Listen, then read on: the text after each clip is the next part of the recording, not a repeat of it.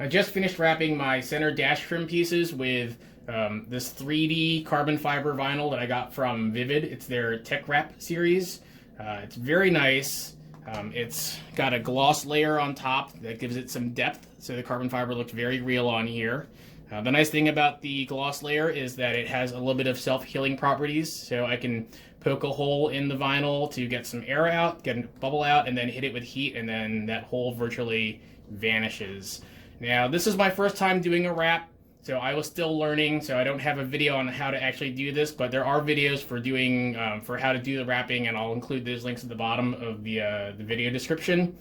What I will do, though, is I'll show you some of the tricks that I had to figure out for wrapping this particular piece. This is, in my opinion, the hardest piece to wrap in the car for the trim. And if you can get this piece done, then the other pieces should be easy to do. So the first thing that you need to do is cut out vinyl that's going to be about 2 inches larger than the piece that you're wrapping. Make sure that you keep the pattern going the same way. So I always, whenever I wrap it, I always make sure I wrap it this way, so the pattern's always going from the bottom left to the upper right. Now this stuff will have a little bit of stick.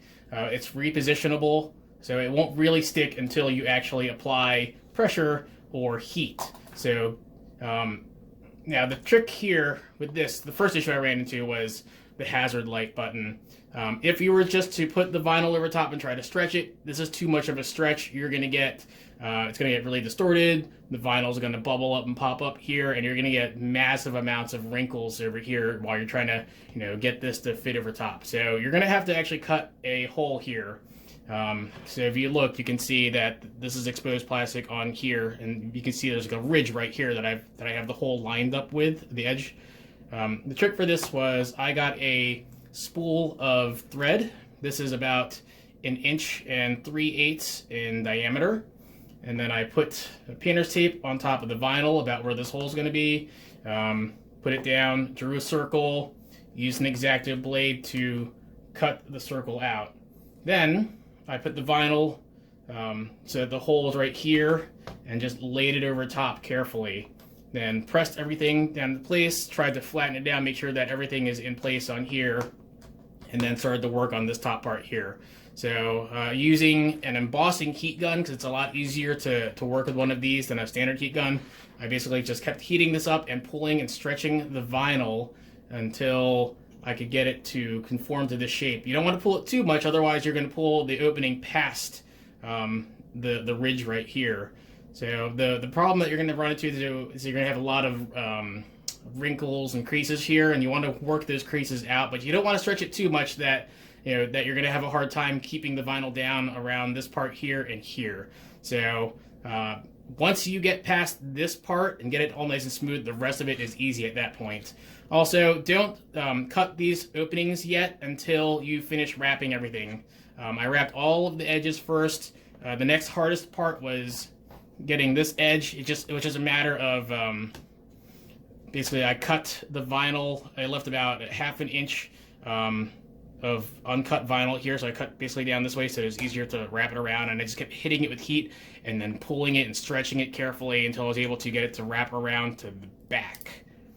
So the next hardest part was getting this piece here, and then everything else from there was fairly easy. The next thing then is the openings.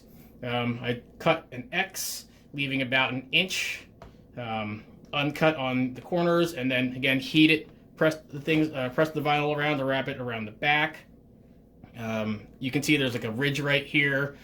This you can save for last once you've gotten everything wrapped, but the trick for this is you want to hit it with some heat and then basically use a card to push the vinyl down against this ridge. You want to be careful you don't push too hard, because you can cause little like micro creases along the way here if you kind of catch and drag the vinyl. But you want to get all of the air bubbles out of here, because you need to post heat anything that you've stretched later, and if there's air bubbles on there, they're gonna come up more and you could burn the vinyl. So the trick was I used these pins for sewing. I would push the air out, heat it up, slowly push the air out, maybe even use my fingernail, and then when the bubble's large enough, poke a hole, work the air out, from both directions and then continue. And then hit it with heat, and then the hole would basically just go away. Take your time doing this because they say that you got to bring the temperature up to about 90 degrees Celsius to get the vinyl to lose its memory. And you want to do that for any piece that you stretch, because what will happen is over time the vinyl will want to shrink back down to its original shape, and it will pull away from the edges or lift up here. So you want to make sure that you heat it up to that proper temperature. And you'll see on proper videos for wrapping, they'll tell you about having to do the post-heating.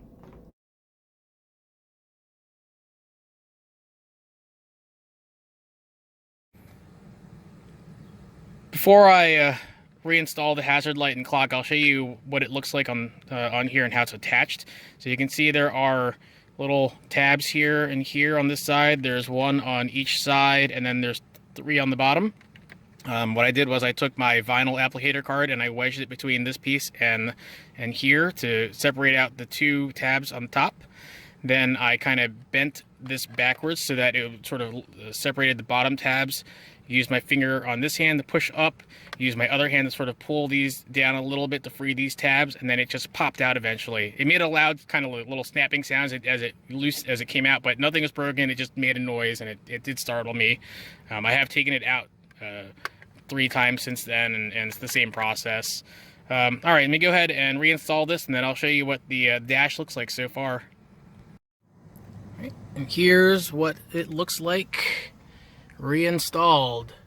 So this piece here is just held in by 4 clips. You have to remove the centerpiece first, and then you can just grab it from here and then pull it straight back, and it'll pop right out.